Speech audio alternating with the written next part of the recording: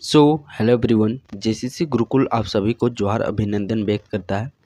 इस प्रकार गिरिडीह जिला का ये प्रीवियस ईयर का पार्ट 2 है। पार्ट 1 ऑलरेडी आप लोग को कुछ दिन पहले प्रोवाइड कर दिया जा चुका है। सो ये गिरिडीह जिला का प्रीवियस ईयर का पार्ट 2 लेक्चर आप लोग को ये प्रोवाइड किया जा रहा है। सो चलिए सेशन को हम लोग फाइनली प्रारंभ कर दिए। पहला प्रश्न है, 1913 में गिरिडीह में खंबे पर आवर स्वाधीन भारत शीर्षक के पर्चे किसने चिपकाए थे। 1913 ईस्वी में गिरिडीह में खंबे पर आवर स्वाधीन भारत शीर्षक के पर्चे किसने चिपकाए थे? तो किसके द्वारा ये चिपकाया गया था? निर्मल चंद्र बनर्जी के द्वारा। किनके द्वारा? निर्मल चंद्र बनर्जी के द्वारा। व्याख्या चलिए हम लोग थोड़ा यहाँ देख लेते हैं। तो 1912 ईस्वी के पूर्व झारखंड संयुक्त बंगाल का ही भाग था। 1912 ईस्वी के पूर्व जो झारखंड था वो संयुक्त बंगाल का ही भाग हुआ करता था। अतः बंगाल के क्रांतिकारी आंदोलन का इस क्षेत्र पर गहरा प्रभाव पड़ा। 1913 में गिरिडीह में निर्मल चंद्र बनर्जी ने खंभों पर आवर स्वाधीन भारत शीर्षक पर पर्चे चिपकाए। ये पर्चे 24 परगना के इंद्रभूषण राय के पुत्र जीवन क्रिस्टो राय द्वारा गिरिडीह लाए गए थे। चलिए अब हम लोग देखते हैं जो चूँकि किसी भी झारखंड के एग्जामिनेशन के लिए सबसे अहम भूमिका रोल क्वेश्चन में दृष्टि से देखा जाए तो अहम भूमिका रोल निभाता है जनजाति। और इस प्रकार गिरिडीह जिला के अंतर्गत जो जनजाति वहाँ पे निवास करती है, जो जनजातीय भाषा वहाँ पे प्रचलित है, उन जनजाति के विषय में हम लोग बेसिकली यहाँ पे प्रीवियस ईयर के प्रश्नों को देखने वाले। तो चलिए पहला प्रश्न है जो कि संथाल जनजाति से रिलेटेड है। झारखंड सरकार राज्य की आधिकारिक वेबसाइट के अनुसार निम्नलिखित जनजातियों में से कौन सा अस्थायी कृषक के रूप में वर्गीकृत किया गया है? किसके रूप में वर्गीकृत किया गया है? अस्थायी कृषक के रूप में वर्गीकृत किया गया है। तो इस प्रश्न का राइट आंसर क्या चीज हो जाएगा? संथाल जनजाति।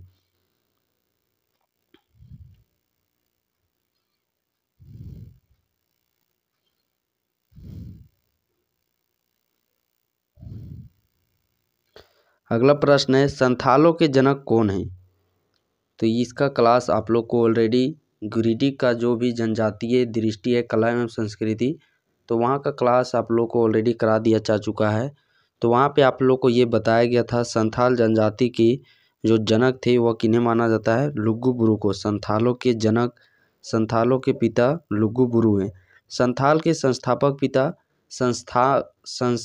जो संथाल है इसकी हम लोग जनक बात करते हैं या फिर इसके पिता बात करते हैं, दोनों कौन है?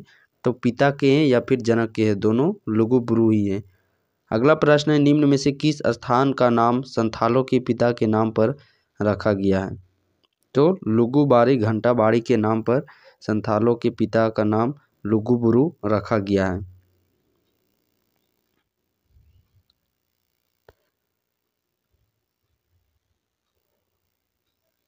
हांसदा सोरेन, मुर्मू, बेसरा निम्नलिखित में से किस जनजाति से संबंधित रखते हैं? तो ये किस जनजाति से संबंधित रखते हैं? संथाल जनजाति से ये संबंधित रखते हैं। बेसिकली संथाल जनजाति में 12 जो गोत्र हैं, इन्हीं गोत्र के ये जनजातियों का नाम दिया गया है। क्या चीज़? हांसदा, सोरेन, मुर्मू, बेसरा। तो 12 यहाँ पे गोत्र आप लोग को देखने को मिलते हैं। हंडों की संख्या 4 हंड है और उप गोत्रों की संख्या 144 देखने को यहाँ पे हम लोग को मिलती है। अगला प्रश्न यहाँ पे हम लोग देखते हैं, राज्य की संथाल जनजाति कौन सा कार्य करती है? तो झारखंड राज्य की जो संथाल जनजाति है वह कौन सा कार्य करती है? किस कार्य में यह निपुण है? तो यह बर्तन बनाने का कार्य करती है। बर्तन बनाने में यह निपुण है। यह जनजाति किसकी औलचिकी स्क्रिप्ट के नाम वाली अपनी स्क्रिप्ट है? तो वह जनजाति जिसकी औलचिकी स्क्रिप्ट लिपि के नाम से वाली अपनी स्क्रिप्ट यानी कि अपनी लिपि है। तो औलचिकी लिपि ये किस भाषा की लिपि है? तो संथाली भाषा, जो संथाल भाषा है, इस संथाल जनजाति के संथाली भाषा का अपना लिपि औलचिकी लिपि है। और औलचिकी लिपि से क्या चीज़ प्रश्न पूछे जा सकते हैं? तो औलचिकी लिपि का आविष्कारक जो 1941 ईस्वी में आविष्कार किया गया, किसके द्वारा किया गया? पंडित रघुनाथ मुर्मू जी के द्वारा किया गया।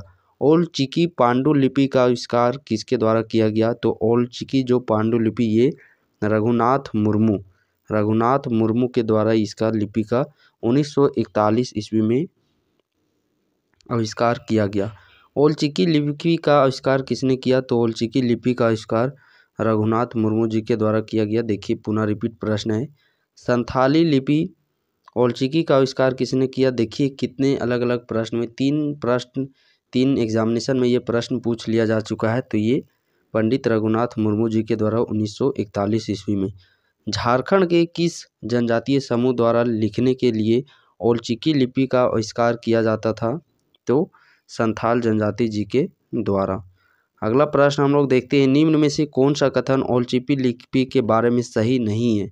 इसके बारे में सही नहीं है तो चलिए देखते हैं चारों ऑप्शन को। यह रघुनाथ मुर्मू द्वारा विकसित किया गया है, बिल्कुल सही है।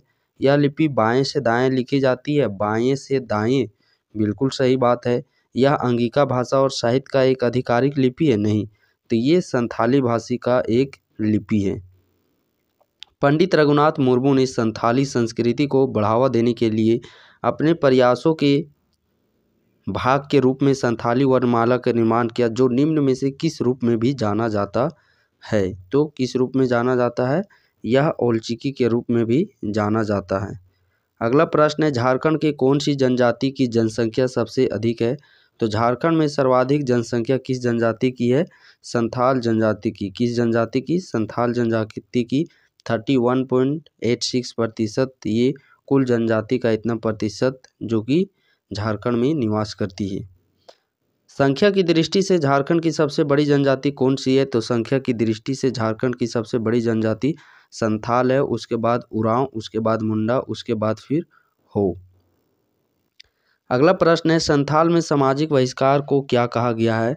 तो संथाल जनजाति में सामाजिक बहिष्कार को विटलाहा कहा गया है। क्या चीज़? विटलाहा कहा गया है। यह एक सामाजिक बहिष्कार होता है जिसमें कि समाज से बाहर कर दिया जाता है। और ये क्यों किया जाता है? तो ये जैसे कि लैंगिक कुछ होता है जिसमें कि जैसा कि अभी आपका जेनरेशन देखने को मिल रहा है, उसी प्रकार समाज में कूटनीति व्यवस्था अपनाने के दौरान समाज से ही बहिष्कार कर दिया जाता है। और यह एक प्रकार की कठोर सजा है जिसका नाम विटलाहा दिया गया है। विटलाहा क्या है? तो विटलाहा एक प्रकार की सजा है जो कि संथाल जनजाति के लोगों को दी जाती है। संथाल जनजाति के मुख्य सरदार को रूप में जाना जाता है। तो संथाल जनजाति के मुख्य सरदार को मांझी के रूप में भी जाना जाता है।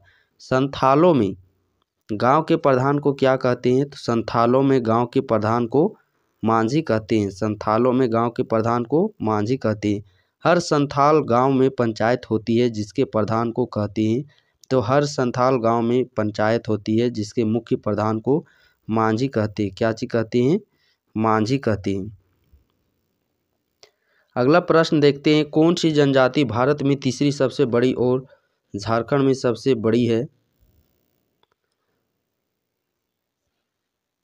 भारत में तीसरे नंबर पे आती है और झारखंड में पहले नंबर पर वह जनजाति है संथाल जनजाति। संथालों में बिहुआ का सबसे सामान्य रूप कौन सा है? संथालों में बिहुआ का सबसे सामान्य रूप है बापला। क्या चीज? बापला। किरिंग बापला। किरिंग बापला। किरिंग बापला किस आदिवासी से संबंधित रखता है? तो किरिंग बापला संथाल जनजाति से संबंधित रखते हैं। संथालों का प्रथम छोटी कहानी का संग्रह था। संथाली का प्रथम छोटी कहानी का संग्रह था। क्या चीज था? कुकुमू। सोहराय किस जनजाति का सबसे बड़ा त्यौहार होता है?